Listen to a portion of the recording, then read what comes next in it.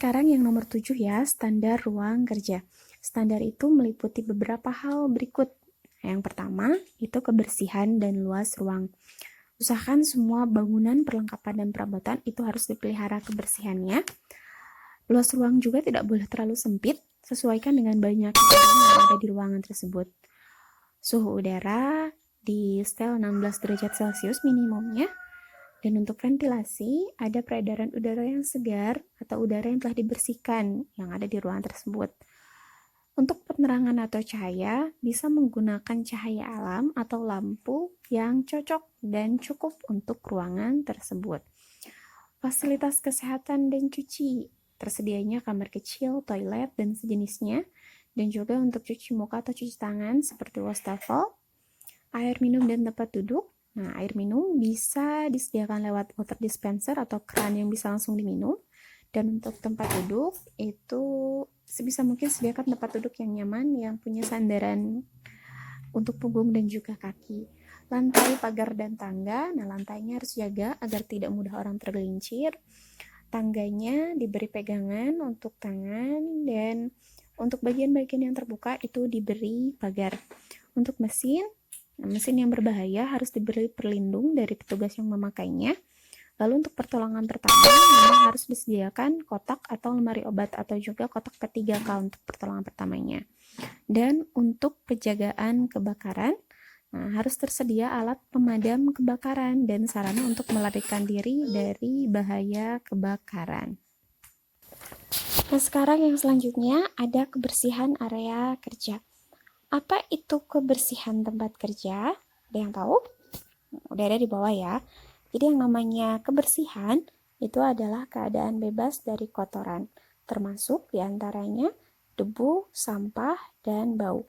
Dengan tempat kerja yang bersih, berarti di lokasi kerja terbebas dari sampah-sampah, sehingga setiap pekerja merasa nyaman dalam bekerja. Selanjutnya yaitu usaha untuk meningkatkan kebersihan tempat kerja. Nah, ada beberapa langkah yang dapat menunjang kebersihan tempat kerja. Yang pertama, kebersihan merupakan tanggung jawab seluruh karyawan. Lalu yang kedua, melakukan kegiatan pembersihan tempat kerja 3 menit setiap hari. Lalu yang selanjutnya, seluruh karyawan adalah petugas kebersihan, jadi bukan merupakan tanggung jawab satu orang saja. Yang selanjutnya, bersihkan setiap tempat walaupun jarang digunakan. Jadi kalau misalnya ada lorong-lorong yang jarang dilewati atau apapun, itu harus dibersihkan secara menyeluruh. Jadi jangan hanya membersihkan bagian-bagian yang sering dilewati atau yang sering digunakan saja, tapi harus berusaha bisa membersihkan seluruh bagian dari tempat kerja tersebut. Ingat, seluruh karyawan itu adalah petugas kebersihan, jangan hanya mengandalkan satu orang saja. Selain langkah-langkah yang tadi, ada beberapa hal yang harus diperhatikan di dalam menjaga kebersihan di tempat kerja. Yang pertama, usahakan alat kerja ditata dengan rapi. Jadi, jangan sampai berantakan di mana-mana. Lalu yang kedua, segera pindahkan barang yang tidak dibutuhkan. Kalau tidak dipindahkan, bisa mengganggu pekerjaan.